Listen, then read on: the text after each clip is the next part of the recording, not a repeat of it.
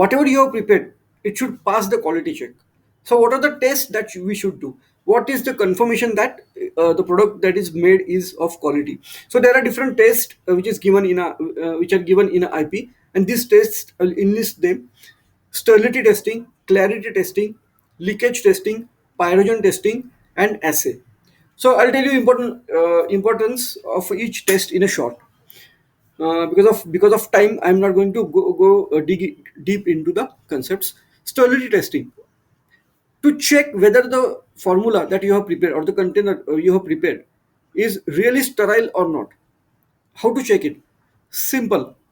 Take any two vials in a batch. Take five vials as per IP, and open them in a aseptic area, and uh, take some part of them with the dropper, sterilized dropper, and put it on the media.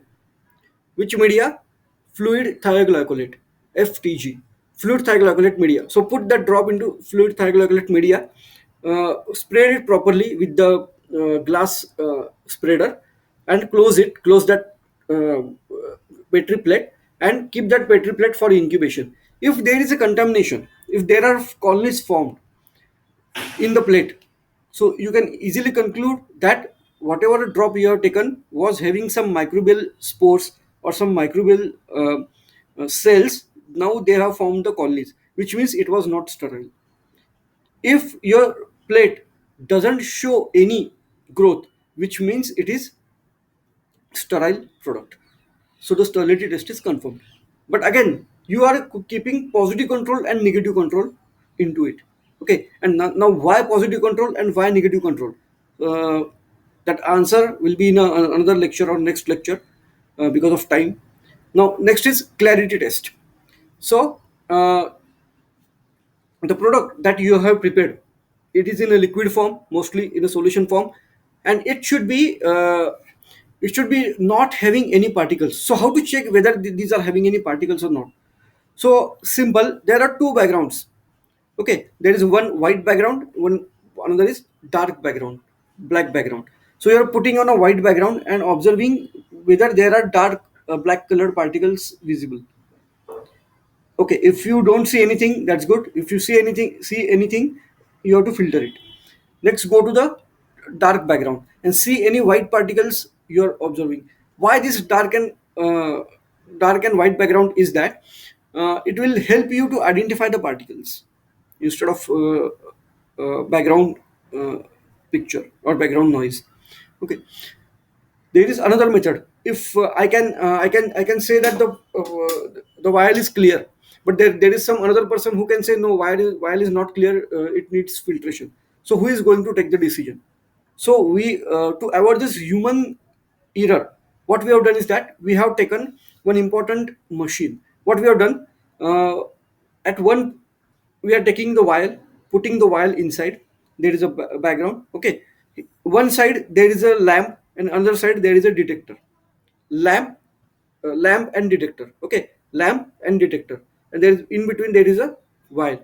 If there are no particles, all the light which is passed, detector will catch it. Okay, so light sent is equal to light received, right? But if there is some particle in between, there is a product. Okay, if there are some particles suspending, what will happen? Light will go bombard on that particle, and it will change the direction. So now all the light will not go to the detector. Some light will be lost because of change in the direction. So that lost light, okay, will indicate presence of particles. Okay, the less light is received as compared to the light which is passed. Okay, so that is detected by the computer, and that computer will detect whether there are particles present or not. So nowadays it is very easy instead of human errors, right? So this is clarity test. Next is leakage test.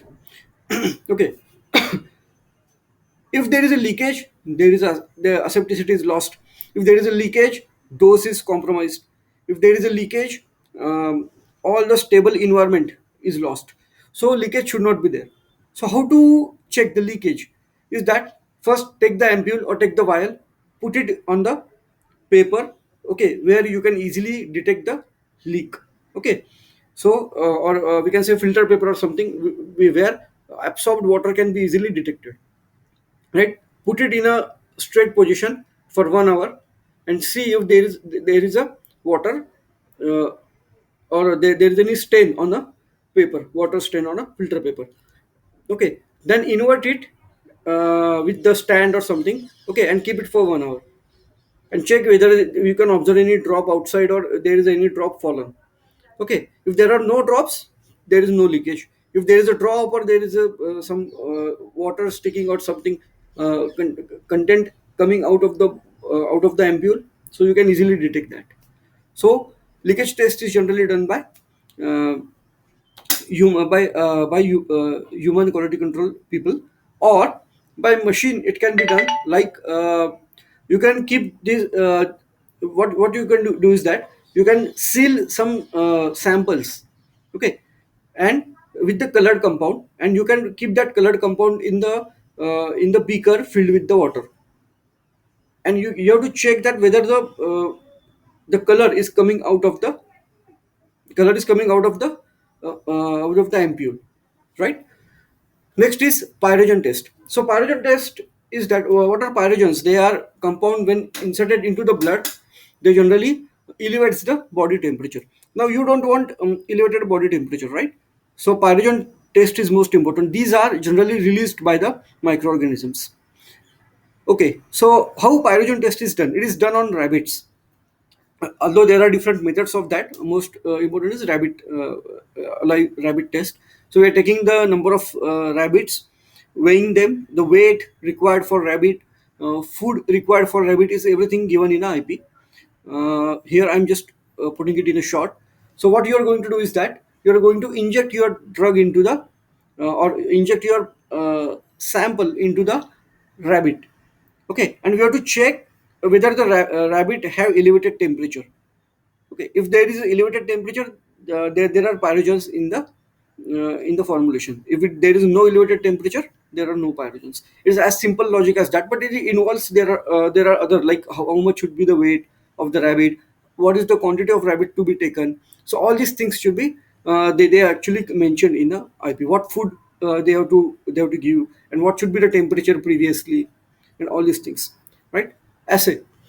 Assay, it is depending on the chemical that you are using, or the active drug that you are using.